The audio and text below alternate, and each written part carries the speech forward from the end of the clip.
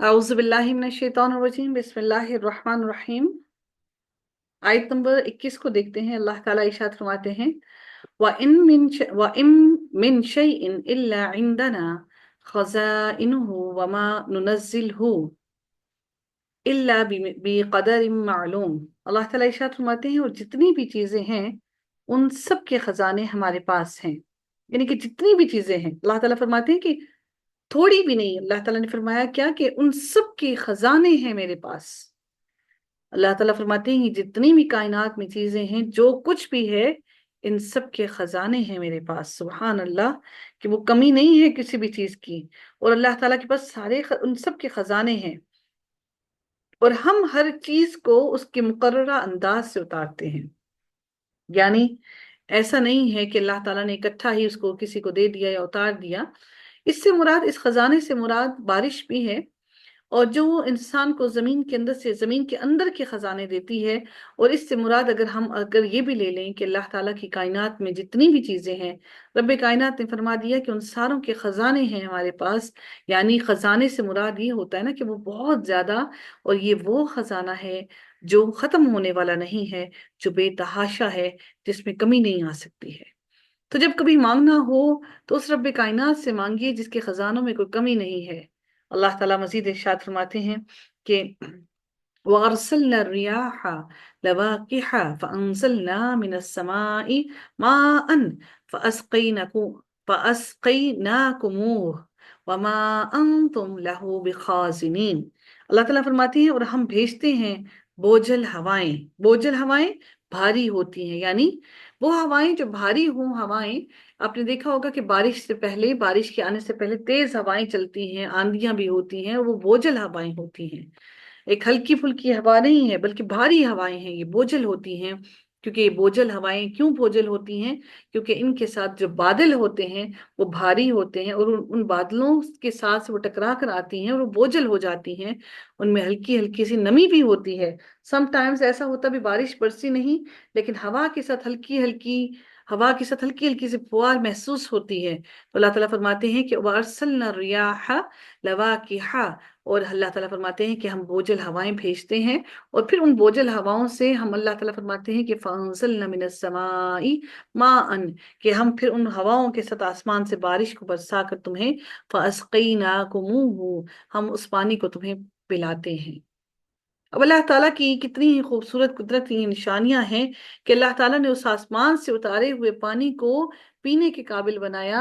आप देखिए, आप लोगों को मालूम होगा कि जैसे ट्यूबवेल होता है, बोरिंग हुई होती है, डैम्स का पानी होता है, तो वो पानी अगर वो बारिश ना हो तो वो सारा का सारा पानी खुश्क हो जाता है। अब अल्लाह ताला की शान देखिए कि रब्बे कायनात आसमान से वो बारिश का पानी उतारते हैं। अगर आप उसको पानी को डायरेक्ट पीने की कोशिश करें तो आपसे नहीं पिया जाएगा, वो आपको सॉल्टी लगेगा, ठीक है। लेकिन अल्लाह ताला ने इसी पानी को हमारे लिए पीने के काबिल बनाया, जो आसमान से पानी उतरता है और फिर वही पानी हमारे पीने के काबिल होता है। ये दरियाओं में शामिल होता है, और फिर अल्लाह ताला उसी पानी को प्योरीफाई करके, एक अल्लाह ताला की कुदरत की निशानियां देखिए कि वो फिर हमारे पीने के काबिल अल्लाह ताला उस पानी को बना देते हैं। सुभान अल्लाह। चश्मे खुश्क हो जाते हैं, दरिया खुश्क हो जाते हैं, डैम्स खुश्क पड़ जाते हैं, ट्यूबवेल्स खुश्क हो जाते हैं, कुएं खुश्क हो जाते हैं। तो ये सारा पानी जो आता है, अल्लाह ताला इसको आसमानों से उतारता है। सुभान अल्लाह। रब्बे कायनात की क्या ही शानदार निशानियां हैं हम सब के लिए, ताकि हम उसको समझकर, हम अल्लाह ताला की कुदरत की निशानियों को देखकर अल्लाह ताला पर पुख्ता ईमान ले आए। अल्लाह ताला फिर फरमाते हैं, वमा अंतुम लहू बिखाजिनीन। अल्लाह ताला फरमाते हैं, और तुम इसका जखीरा करने वाले नहीं हो। यानी तुम पर अल्लाह ताला ने जितना पानी उतारा है, तुम कितना इसको जखीरा कर लोगे? तुम इसको मुकम्मल तौर पर जखीरा नहीं कर सकते हो। अगर अल्लाह ताला कुछ महीनों तक ही बारिश ना बरसाए तो तुम पानी की बूंद बूंद के लिए तरस जाओ। अल्लाह ताला फरमाते हैं कि ये मेरे खजाने हैं, जिन खजानों में से मैं तुम्हें अता करता हूँ। इन खजानों को तुम अपने पास छुपा कर नहीं रख सकते, ना इन खजानों को तुम अपने पास इकट्ठा करके रख सकते हो। ये खजाने तो सिर्फ रब्बे कायनात के हैं, जो अपने खजानों में से थोड़ा थोड़ा हमें देता है। और इंसान ये समझता है कि शायद जो हमें मिल गया ये सब कुछ हमारा है और हम ही इसके वारिस हैं। हालांकि ऐसा हरगिज नहीं है। اللہ تعالیٰ مزید ارشاد فرماتے ہیں وَإِنَّا لَنَحْنُ نُحْيِي وَنُمِيتُ وَنَحْنُ الْوَارِثُونَ، پھر اللہ تعالیٰ فرماتے ہیں اور ہم ہی زندگی دیتے ہیں اور ہم ہی پھر تمہیں موت دیتے ہیں، اور پھر اللہ تعالیٰ فرماتے ہیں اور ہم ہی بالآخر وارث بھی ہیں تمہارے۔ ہم سمجھتے ہیں کہ ہم لاوارث ہیں، دنیا میں ہمارا کوئی وارث نہیں۔ اگر ہم یہ سمجھ لیں کہ وارث تو صرف اللہ تعالیٰ کی ہی ذات ہے، تو اللہ تعالیٰ فرماتے ہیں کہ ہم ہی تمہیں زندگی بھی دیتے ہیں اور تمہیں موت بھی دیتے ہیں، کیونکہ ہم ہی تمہارے وارث ہیں۔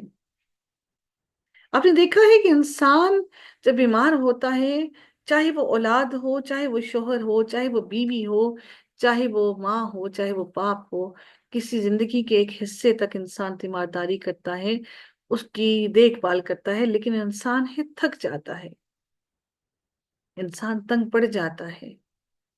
نہیں پڑتا تو کون نہیں پڑتا؟ اللہ نہیں پڑتا، اور اللہ تعالیٰ پھر اس انسان کو سنبھال لیتا ہے۔ کتنی ہی خوبصورت میرے رب کائنات نے بات کی کہ میں ہی وارث ہوں۔ ہم دنیا میں ورثہ کو تلاش کرتے ہیں، وارثوں کو تلاش کرتے ہیں، لیکن اصل جو وارث ہے، جو جو ہمارا وارث ہے، اصل میں ہم اس کو خوش کرنے کی کوشش نہیں کرتے۔ جس دن ہم نے یہ سمجھ لیا کہ اللہ تعالیٰ ہی ہمارا وارث ہے، تو یقین جانیے زندگی بڑی آسان ہو جائے گی۔ اللہ تعالیٰ مزید ارشاد فرماتے ہیں وَلَقَدْ عَلِمْنَا وَلَقَدْ عَلِمْنَا مستقدمین منکم وَلَقَدْ عَلِمْنَا الْمُسْتَأْخِرِينَ۔ اللہ تعالیٰ مزید ارشاد فرماتے ہیں اور تم میں سے آگے بڑھنے والے اور پیچھے ہٹنے والے بھی ہمارے علم میں ہیں۔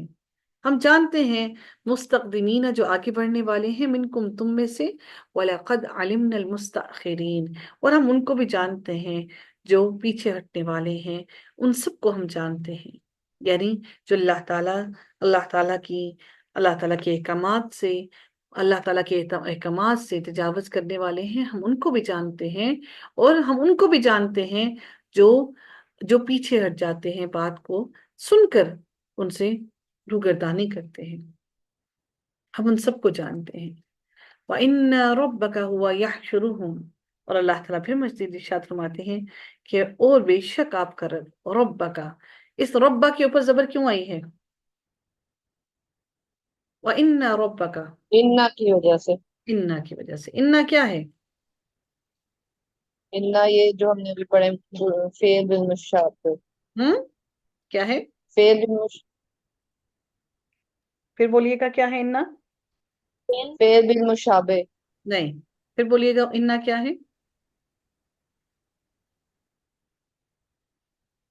جی ڈاکٹر صاحب پھر بتائیے گا۔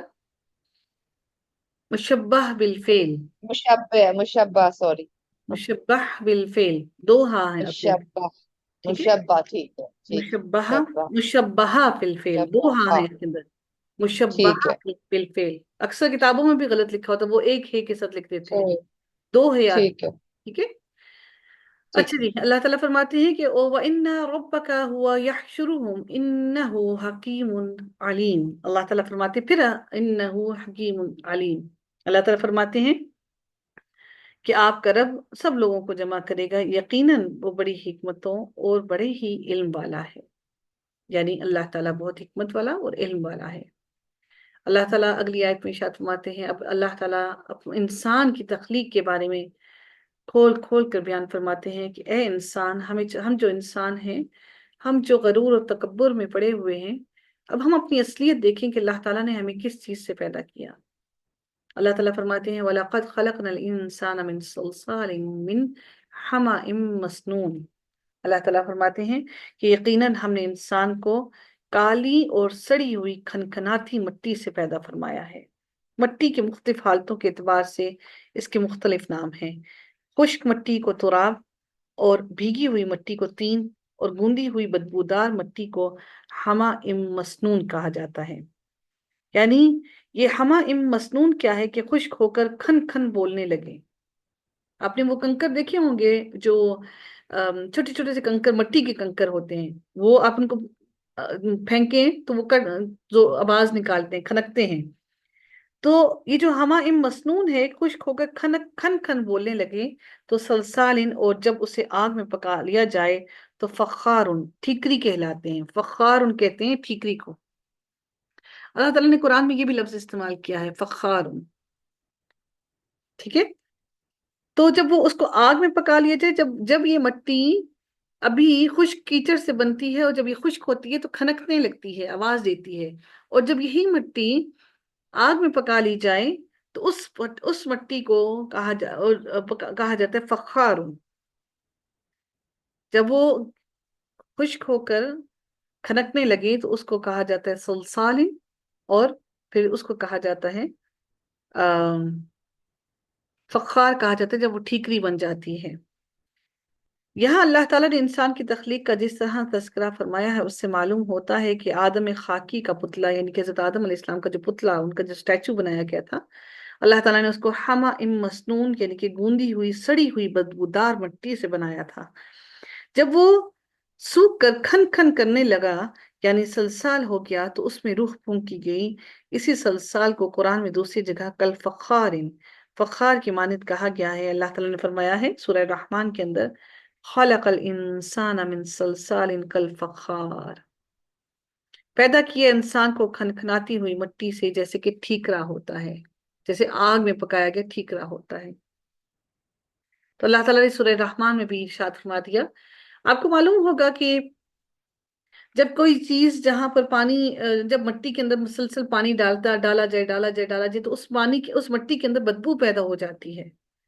تو انسان کی جو مٹی بنائی گئی، اس کا بھی بالکل یہی معاملہ تھا کہ بہت ٹائم تک، بہت کتنے عرصے تک، کتنے سالوں تک اللہ تعالیٰ نے اس مٹی کو ویسے ہی چھوڑے رکھا۔ ہم میں سے کوئی نہیں جانتا اس چیز کو۔ باہر اتنا ضرور ٹائم تھا کہ اس مٹی کے اندر بدبو آنا شروع ہو گئی تھی۔ تو اللہ تعالیٰ فرماتے ہیں کہ ہم نے اس انسان کو اس مٹی سے پیدا کیا، اور کیچڑ تھا بدبودار اور کھنکتی ہوئی مٹی، پھر اس کے بعد وہ کھنکتی ہوئی مٹی ہوئی، اور پھر انسان کو ہم نے، یعنی کہ مٹی سے بالکل، آپ اس کو جس بھی حال میں رکھیں اس مٹی کو، وہ آخر بالکل ڈھیر بن جاتا ہے، خاک سے ساتھ خاک ہو جاتا ہے۔ اللہ تعالیٰ کا یہاں پر انسان کا یہ بیان کرنے کا مقصد یہی ہے کہ انسان یہ سمجھ لے کہ خاک ہمیشہ خاک ہی رہتی ہے، اور انسان کی اصل بھی یہی ہے کہ مرنے کے بعد بھی انسان واپس خاک کے ساتھ مل کر اسی خاک کا حصہ بن جاتا ہے۔ اب اللہ تعالیٰ جنوں کے بارے میں فرماتے ہیں کہ اللہ نے جنوں کو کیسے بنایا۔ اللہ تعالیٰ فرماتے ہیں وَالْجَانَّ خَلَقْنَاهُ مِن قَبْلُ مِن نَارِ السَّمُومِ۔ اللہ تعالیٰ فرماتے ہیں کہ جن اس لیے کہا جاتا ہے، جن اس لیے کہا جاتا ہے کہ وہ آنکھوں سے نظر نہیں آتا۔ سورہ رحمان میں، یعنی کہ جن اس کو کہا جاتا ہے جو آنکھوں سے اوجھل ہو، جو آنکھوں میں سے نظر نہ آئے۔ سورہ رحمان میں جنات کی تخلیق میں اللہ کے لیے اللہ تعالیٰ نے فرمایا مارج من نار، یعنی کہ اللہ تعالیٰ نے اس میں سورہ رحمان میں فرمایا کہ اللہ تعالیٰ نے ان کو کس سے، آگ سے پیدا کیا ہے۔ اور اسی طرح سے صحیح مسلم کی بھی حدیث میں آتا ہے کہ اللہ تعالیٰ فرماتے ہیں کہ اس میں صحیح مسلم کی حدیث میں آتا ہے کہ اللہ تعالیٰ نے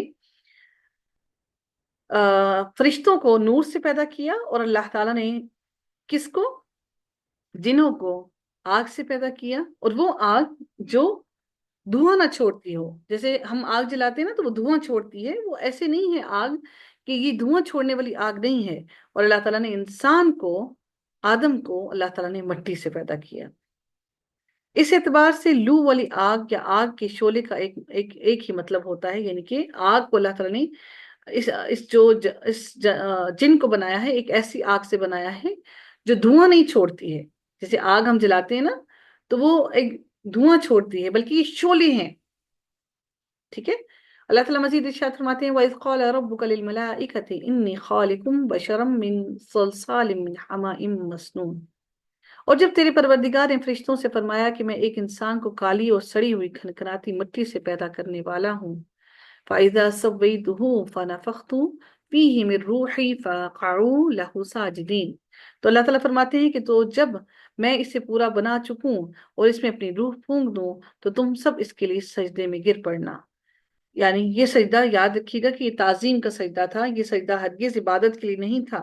اب کچھ لوگ یہ سمجھتے ہیں کہ نعوذ باللہ کی یہ روح جو ہے اللہ نے اپنی روح ڈالی، یا اپنا اللہ تعالیٰ نے کوئی حصہ اپنا اس کے انسان کے اندر ڈالا، بلکہ اللہ تعالیٰ کی اس سے مراد کہ اپنی روح سے مراد کہ اللہ نے اپنے منہ سے جو پھونک ماری، پھونک جو ڈالی، اس پھونک سے انسان کے اندر اللہ تعالیٰ نے روح ڈالی۔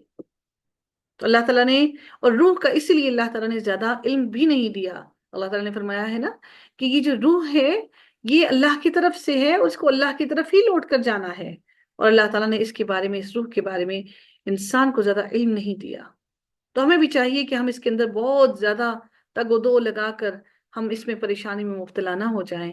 انشاءاللہ ہم جب بھی اللہ کی طرف جائیں گے لوٹ کر تو ہم سب کچھ خود ہی ایکسپیرینس کر لیں گے، کچھ چیزوں کو اپنے ایکسپیرینس کے لیے چھوڑ دینا چاہیے۔ پھر اللہ تعالیٰ فرماتے ہیں کہ جب اللہ تعالیٰ نے اس کے اندر روح پھونک دی تو پھر سب کے سب فرشتے اکٹھے، سارے کے سارے اکٹھے بیک وقت سجدے میں گر گئے، لیکن ابلیس نے انکار کر دیا۔ اب ابلیس نے کیوں انکار کر دیا؟